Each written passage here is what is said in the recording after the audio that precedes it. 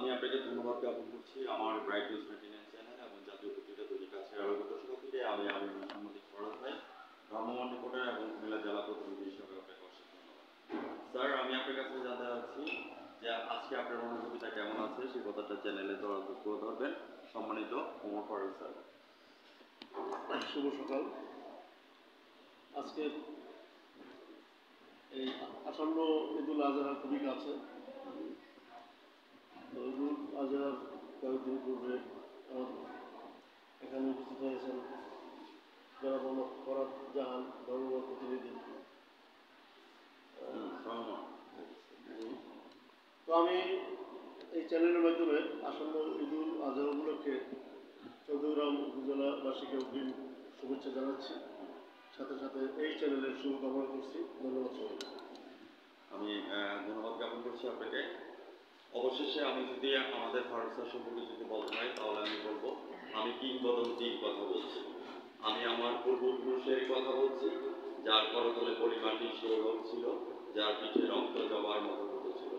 আমি একজন জ্ঞানী আদর্শ আমাদের সাব রেজিস্ট্রারের কথা তুলে ধরেছি।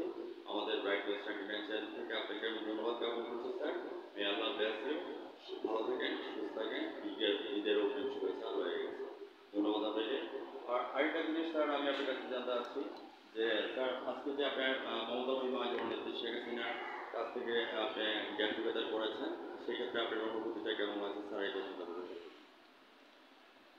আসলে আমি যখন ধানমন্ডি সাব রেজিস্ট্রার ঢাকাতে 2022 সালের 9 জানুয়ারি আমি ভ্রমণে মাননীয় প্রধানমন্ত্রীর সন্নিকটে যাওয়াটা শুরু করেছিল। তার একটা দলিল রেজিস্ট্রি করেছি। এটা আমার জীবনের সবচেয়ে বড় পাওয়া, বড় অ্যাচিভমেন্ট।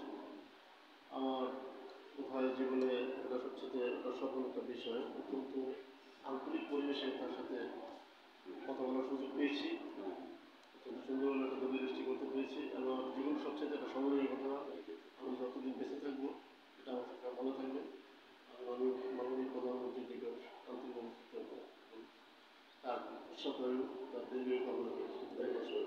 ভিউয়ার্স যারা আমার চ্যানেলের সামনে আছেন, আজ রাত 9:15 আমাদের সুনামধন্য আমাদের ওমর ফারুক স্যারের সাক্ষাৎকারটি আমাদের ব্রাইট নিউজ 29 চ্যানেল থেকে দেখে নেবেন এবং জাতীয় পত্রিকা দৈনিক আজকের আলোকিত সকাল থেকে আমি ভ্রাম্যমাণ রিপোর্টার হিসেবে স্যার আমি বিদায় কাটাচ্ছি। ভালো থাকেন, সুস্থ থাকেন।